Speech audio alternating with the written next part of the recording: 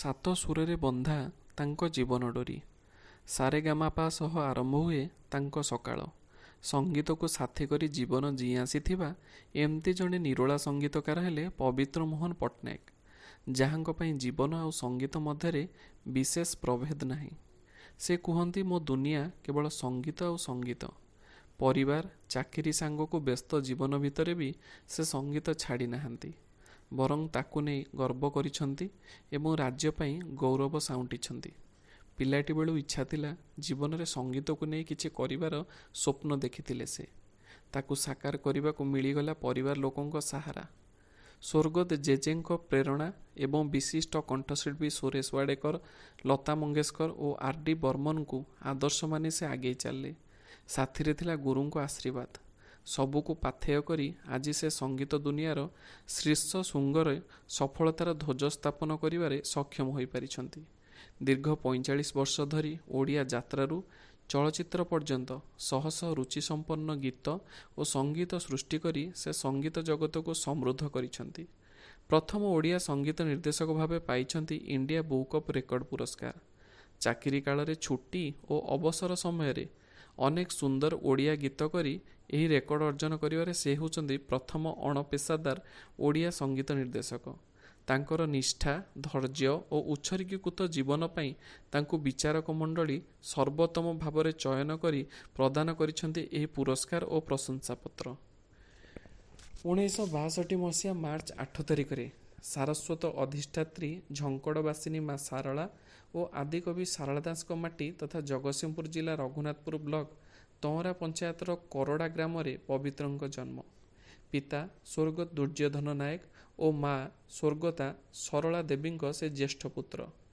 ବାଲ୍ୟକାଳରୁ ସେ ସଙ୍ଗୀତ ଅନୁରାଗୀ। ପଞ୍ଚମ ଶ୍ରେଣୀରେ ପଢ଼ିବା ସମୟରୁ ହାରମୋନିୟମ ବଜାଇ ଗୀତ ଗାଇବା ଆରମ୍ଭ କରିଥିଲେ। ସପ୍ତମ ଶ୍ରେଣୀରେ ସ୍କୁଲ ଡ୍ରାମା ଓ ଗୀତିନାଟ୍ୟରେ ଗୀତ ଗାଇ ସଙ୍ଗୀତ ସଂଯୋଜନା କରି ପ୍ରଚଣ୍ଡ ପ୍ରତିଭାର ପରିଚୟ ଦେଇଥିଲେ। ମାଟ୍ରିକ ପରେ କଟକ କଳା ବିକାଶ କେନ୍ଦ୍ରରେ ଓଡ଼ିଶୀ ଗୁରୁ ନିରୋଜ ନଳିନୀ କୁଅଁରଙ୍କଠାରୁ ଓଡ଼ିଶୀ ସଙ୍ଗୀତ ଶିଖିଲେ। ପରେ ଗୁରୁ ସ୍ୱର୍ଗତ ବାଇଧର ନାୟକଙ୍କଠାରୁ ହିନ୍ଦୁସ୍ତାନୀ ଶାସ୍ତ୍ରୀୟ ସଙ୍ଗୀତ ଶିଖି ଅଖିଳ ଭାରତ ଗାନ୍ଧର୍ବ ମହାବିଦ୍ୟାଳୟ ଅଧୀନରେ ସଙ୍ଗୀତ ବିଶାରଦ ଡିଗ୍ରୀ ହାସଲ କରିଥିଲେ।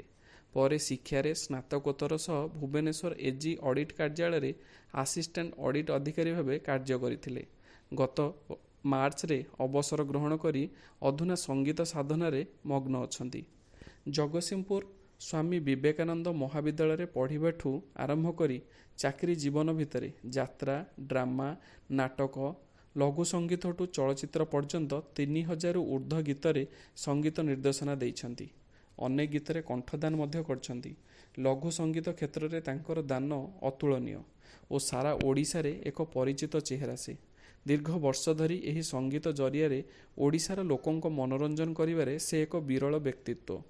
ପଶ୍ଚିମ ଓଡ଼ିଶାରେ ଯାତ୍ରା ଓ ନାଟକ ମାଧ୍ୟମରେ ପୂର୍ବ ଓଡ଼ିଶାରେ ଲଘୁ ସଙ୍ଗୀତକୁ ପରିଚିତ ଓ ଲୋକପ୍ରିୟ କରିବାରେ ସେ ହେଉଛନ୍ତି ପ୍ରଥମ ବ୍ୟକ୍ତି।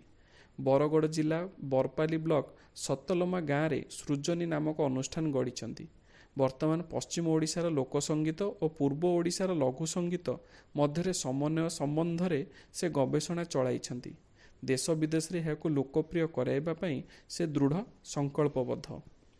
ଭଜନ, ଲଘୁ ସଙ୍ଗୀତ, ଓଡ଼ିଶୀ, ଆଧୁନିକ, ପଲ୍ଲୀଗୀତ, ଦେଶାତ୍ମକ ବୋଧକ ସଙ୍ଗୀତ, ଚଳଚ୍ଚିତ୍ର ଧାରାବାହିକ, ଆକାଶବାଣୀ, ଯାତ୍ରା, ଡ୍ରାମା ଓ ଅପେରାରେ କଣ୍ଠଦାନ, ସଙ୍ଗୀତ ସଂଯୋଜନା ସହିତ ସଙ୍ଗୀତ ନିର୍ଦ୍ଦେଶକ ଭାବେ ପବିତ୍ର କାର୍ଯ୍ୟ କରିଚାଲିଛନ୍ତି।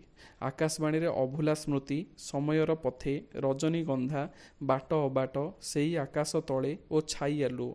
ଦୂରଦର୍ଶନରେ ଲାରେ ଲାପା, ସଳିତା, ସ୍ମୃତି ସେଇ ଜହ୍ନରାତି, ପ୍ରିୟା ମୋର, the Ollywood show, I love you, ଚିଠି ମୋର ଟିକି ଚଢ଼େଇ, ଆରତି, ଆରାଧନା, ତୋ ବିନା ଭଲ ଲାଗେନା, ଫୁଲ ଗାଲୁଆ, ସ୍ମୃତି, ଆମରି ଜେଜେ, ସେପରି କଳାତ୍ମକ ଚଳଚ୍ଚିତ୍ର ନାୟିକା, ଅଶାନ୍ତ ଆକାଶ, ଶେଷ ଚିଠି, ସାନ୍ତାଳୀ ଚଳଚ୍ଚିତ୍ର ତପଲ ସାଗାଇ, ଓଡ଼ିଆ ଚଳଚ୍ଚିତ୍ର ମୁଁ ଗାନ୍ଧୀ ନୁହେଁ, ଚନ୍ଦ୍ରଭାଗାର ହସ, କିଏ କହିପାରିବ, ଜବରଦସ୍ତ, ପ୍ରେମ ପ୍ରତୀକ୍ଷା ଓ ଟୋପାଏ ସିନ୍ଦୁର ପ୍ରସ୍ତୁତି ପଥେ। ସେହିପରି ଓଡ଼ିଆ ଆଲବମ୍ ଓ ଭଜନ ମଧ୍ୟରେ ଫୁଲ ପାଖୁଡ଼ାରେ ତୋଳିଦେବି ଘର, ଟିକେ ରୁହମ ମୋ ଭାଇର ଶଳା, ରତନୀ ପାଟପତନୀ, ଜହ୍ନର ଠିକଣା, ନାକ ଫୁଲେଇ, ପଡ଼ିଗଲି ତୋ ପ୍ରେମରେ, ଲୁହରେ କରିଛି ଘର, ମନ ମୋର ଉଡ଼ା ଚଢ଼େଇ, ତୋ ବିନା ଭଲ ଲାଗେନା, ବଉଳ ଲୋ ବଉଳ, ବାଟୋଇରେ ବାଟୋଇ, ମନ ଚାହେଁ ହେବା ପାଇଁ ଦୁଷ୍ଟ, ସତ ଏକା ଜଗନ୍ନାଥ, ତୁଳସୀ ଦୟଣା ମହ ମହ ବାସେ, ପାଉଁଜି ମୋ ଲୋଡ଼ା ନାହିଁ, ମଣିଷ ଚାଲୁଛି ଅମଡ଼ା ବାଟ, ରଥ ଗଡ଼ିଗଲା ପରେ ମୁଁ ପ୍ରେମିକ, କେମିତି ସହିବ ଛାତି, ଭୁଲିବି କେମିତି ଭଳି ଅନେକ ହିଟ୍ ଗୀତ ରହିଛି ତାଙ୍କର। ଡ୍ରାମା, ଅପେରା ଓ ଥିଏଟରରେ ପାଖାପାଖି 300ରୁ ଅଧିକ ମଞ୍ଚ ଓ ଥିଏଟର ନାଟକରେ କଣ୍ଠଦାନ ଓ ସଙ୍ଗୀତ ନିର୍ଦ୍ଦେଶନା ଦେଇଛନ୍ତି ପବିତ୍ର। ବହୁ ବଡ଼ ବଡ଼ ଯାତ୍ରା ଦଳରେ ସଙ୍ଗୀତ ନିର୍ଦ୍ଦେଶନା ଦେଇ ସୁନାମ ମଧ୍ୟ ଅର୍ଜନ କରିଛନ୍ତି। ସେହିପରି ଅନେକ ଦେଶାତ୍ମକ ବୋଧକ ଓ ସଚେତନତା ଧର୍ମୀ ସଙ୍ଗୀତ ମଧ୍ୟ ସେ କରିଛନ୍ତି, ଯାହା ରାଜ୍ୟପାଳଙ୍କ ଦ୍ୱାରା ପ୍ରଶଂସିତ ହୋଇଛି। ଏଥିପାଇଁ ତାଙ୍କୁ ଅନେକ ସ୍ୱୀକୃତି ଓ ସମ୍ମାନ ମିଳିଛି। ସଙ୍ଗୀତକୁ ସାଥୀ କରି ରାସ୍ତା ଚାଲିଥିବା ପବିତ୍ର ନିଜସ୍ୱ କାର୍ଯ୍ୟଶୈଳୀ ପାଇଁ ଅଜସ୍ର ସମ୍ମାନ, ପୁରସ୍କାର ଓ ପ୍ରଶଂସା ସାଉଣ୍ଟିଛନ୍ତି।